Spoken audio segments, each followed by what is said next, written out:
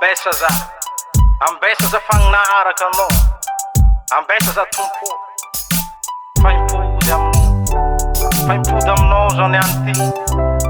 voninahitra ambesa. Ametsevetsy zahay raha io, ty ambony tany eto ty fiaigna aimba dolio tsy ore. Tiasany devo ti lala ai Bellavi cemba in tu Fa tsisy pitolike raha io Ampolio anjoloke Balinghiso zahay Linghiso zahay raha io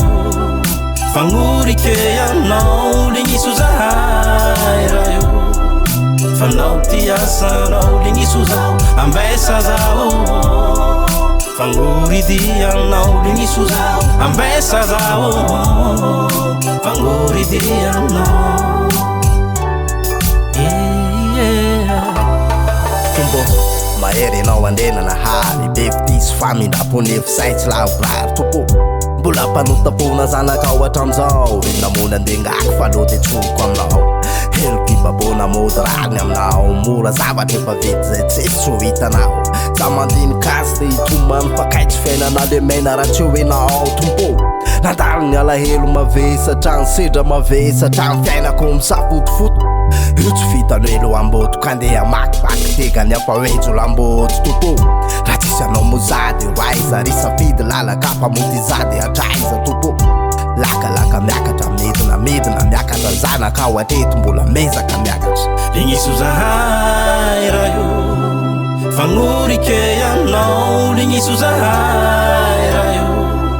Fanao tiasanao Linghiso zaho Ambesa zaho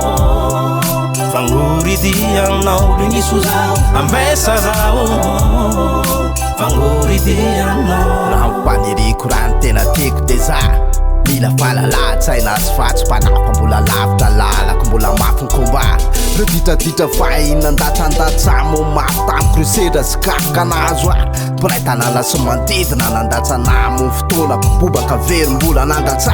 Tsisy mpitazana mampangatika efa potraka efa lavo zay vao nisy mitarika efa resy Tanteraka zay vao nisy remarika tompo Nandena mindra tsisy fanapa-kevitra ka de diso lalana tsy tao anaty eritreritra tompo Bozana petso mitanily anao tsy miakatra Mandrotsaka azavana sady mitsilo no mampianatra Lakalaka miakatra midina miakatra Zanaka ao atreto mbola mezaka miakatra Linghiso zahay raha io